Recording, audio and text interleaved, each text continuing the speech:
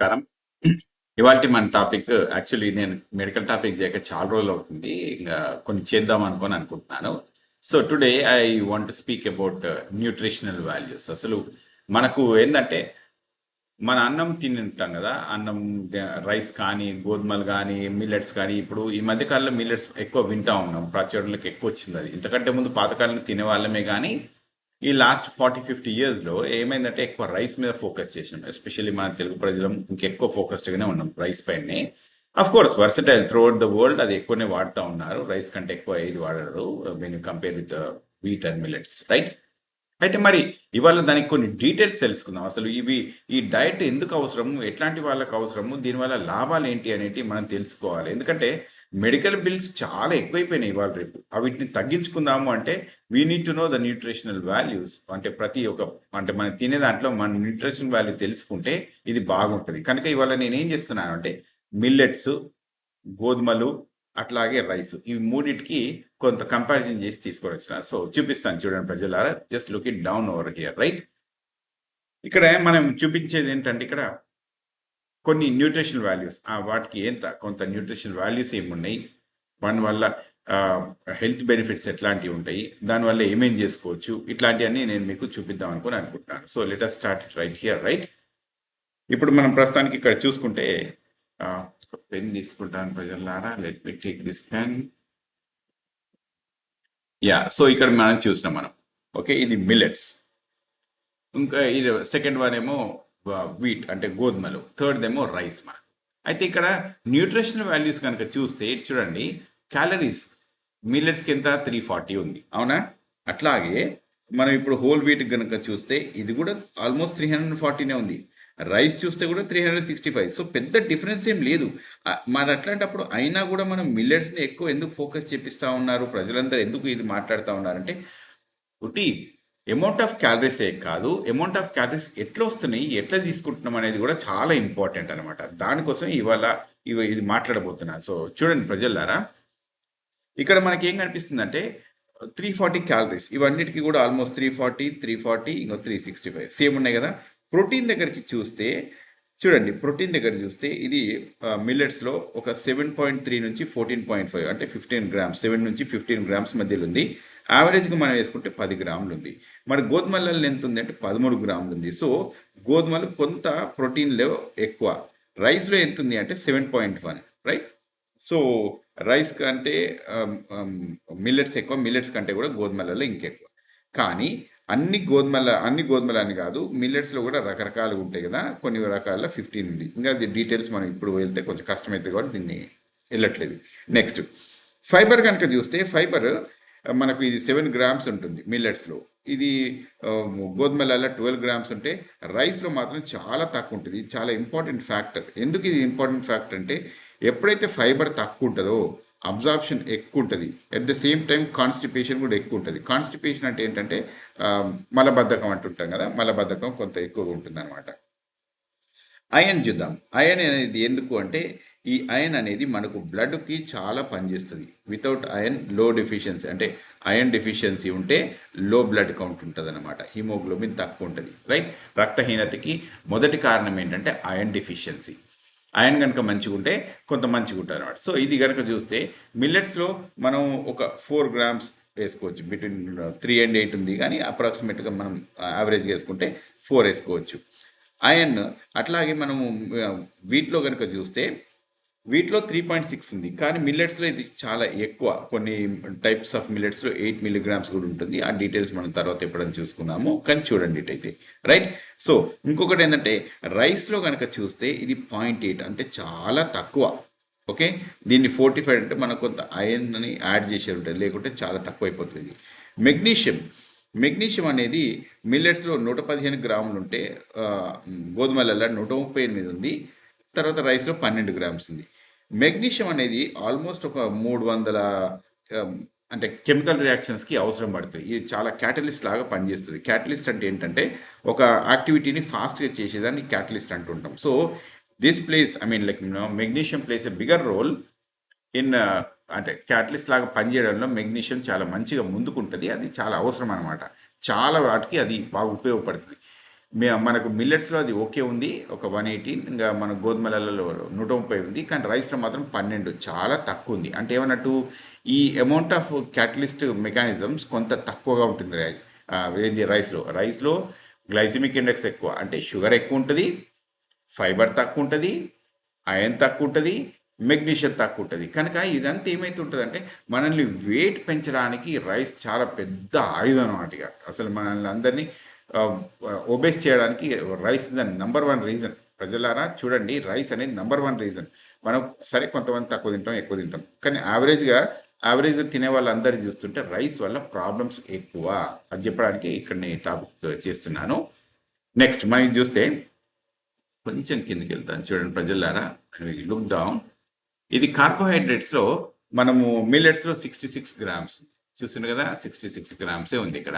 అదే మనము గోధుమలలో చూస్తే 71 గ్రామ్స్ ఉంది, ఇంకా రైస్లో చూస్తే 80 గ్రామ్స్ ఉంది. ఇది ఎవ్రీ 100 మిలీగ్రామ్స్కి అనమాట. ఓకే, 100 గ్రామ్స్కి ఎవ్రీ 100 గ్రామ్స్కి ఈ లెవెల్లో ఉంది. అంటే ఇది మిల్లెట్స్లో కొంచెం తక్కువ, దీన్ని గోధుమలలో కొంచెం ఎక్కువ షుగర్ లెవెల్స్, కార్బోహైడ్రేట్స్ అంటే షుగర్ లెవెల్స్ అనమాట. ఇంకా మనం రైస్లో అయితే ఇంకా మరీ ఎక్కువ ఉంది. సో డిఫరెన్స్ ఎంత ఉంది అంటే ఇక్కడ 60 ఉంటే 66 ఉంటే ఇక్కడ 80 ఉంది. సో ఓకే, ఇక్కడ నుంచి ఇక్కడికి ఎంత ఒక ఆల్మోస్ట్ ఒక పర్సంటేజ్ లెక్క చూసుకుంటే ఒక 25% వరకు వస్తుంది, 20% వరకు వస్తుంది వేసుకుందాం మనం, రైట్.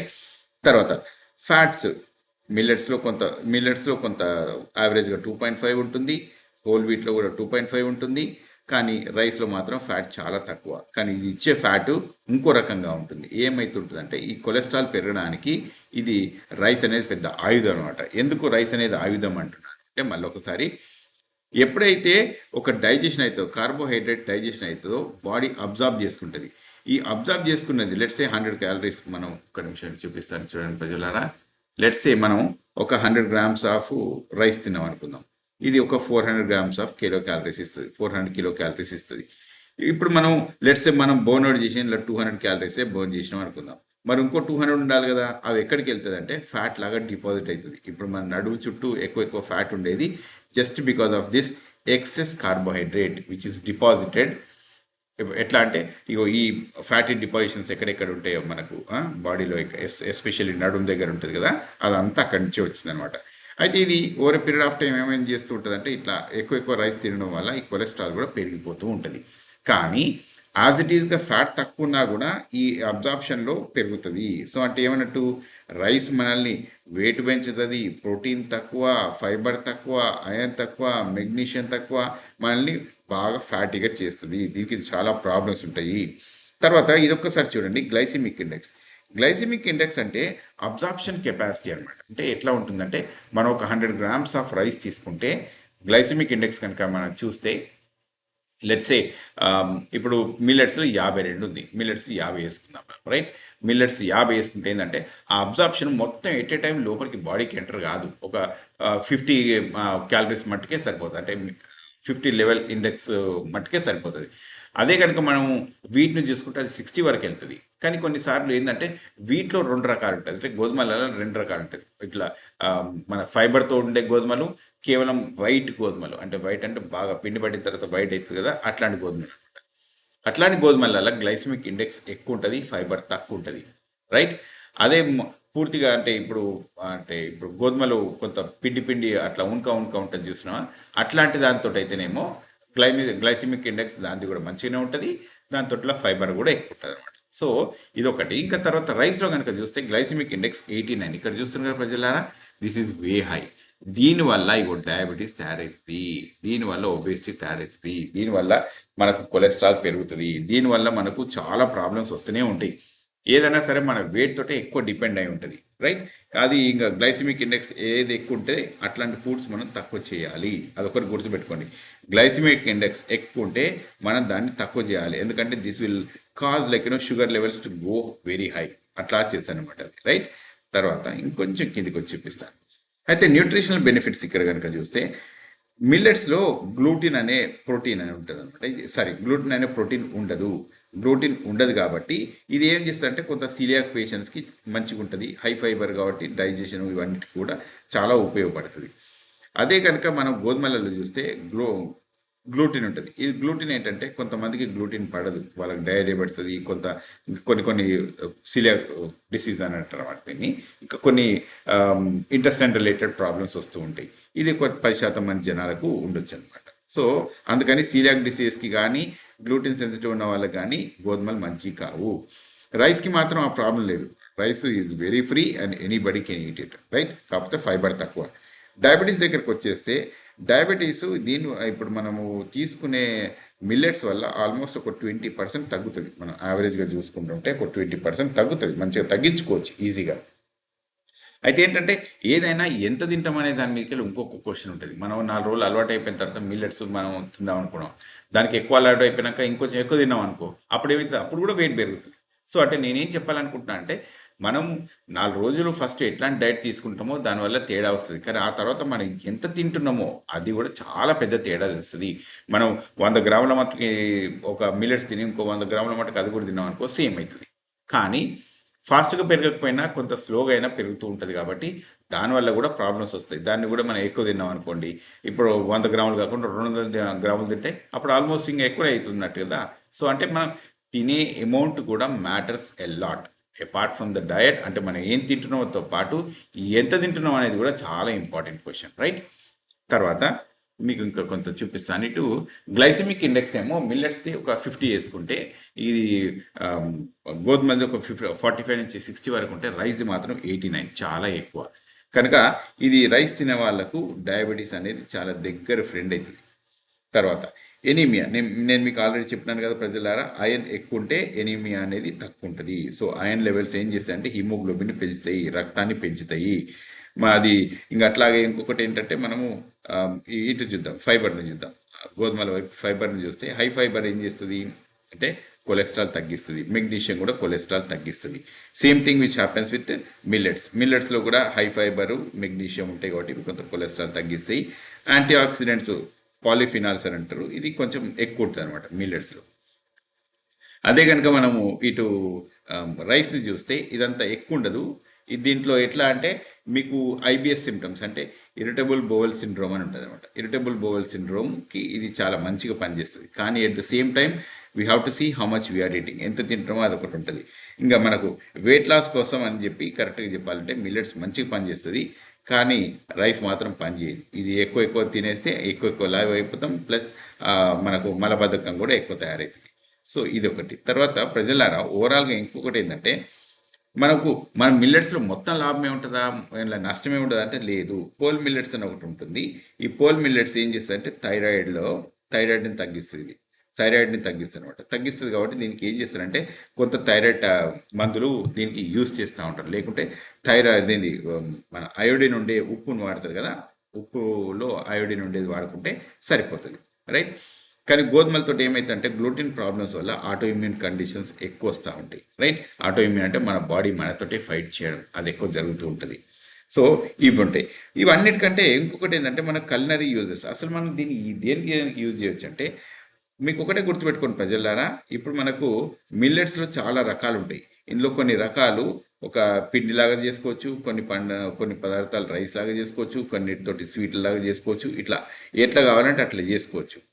కానీ మనం దీన్ని గోధుమలలో కనుక చూస్తే దాంట్లో కూడా మనందరికి తెలుసు కదా, బ్రెడ్లు, చాక్లెట్లు, బిస్కెట్లు అవన్నీ కూడా చేసుకోవచ్చు గోధుమలతోటి. కానీ ఇది రైస్ లాగా పనిచేయదు. మిల్లెట్స్ మాత్రం కొంత రైస్ లాగా పనిచేస్తుంది. దీంతో బిర్యానీ కూడా వండుకోవచ్చు. కానీ వర్సటైల్గా వాడేది ఏంటి అని అంటే బిర్యానీ కోసం అంటే మన బాస్మతి రైస్ చాలా ఫేవరెట్, చాలా చోట్ల ఉంటుంది. ఇంకా అదే ఎక్కువ మంది వాడుతూ ఉంటారు కదా. సో అంటే ప్రజలారా నేనేం చెప్పాలనుకుంటున్నాను అంటే ఓవరాల్గా చూస్తే ఫస్ట్ మిల్లెట్స్ వస్తాయి. ఆరోగ్యానికి మంచి వాటిలో మిల్లెట్స్ వస్తాయి. దానికంటే 10% తక్కువగా మనకు గోధుమలు వస్తాయి. దానికంటే ఇంకో 20% తక్కువలాగా మనకు రైస్ వస్తుంది. అంటే ఏమంటున్నానంటే ఓవరాల్గా ఏది తిన్నా ఏం కాదు, కానీ ఎంత తింటున్నాం అనేది చాలా ఇంపార్టెంట్. కానీ ఏది తిన్నా మంచిగా తిందాము అని అనుకుంటే మిల్లెట్స్ని ట్రై చేయవచ్చు, రైట్? నేను నెక్స్ట్ వీడియోలో మళ్ళీ కలుస్తాను. అంతవరకు నమస్కారం. ఏమైనా క్వశ్చన్స్ ఉంటే మీరు కింద పెట్టవచ్చు. Thank you.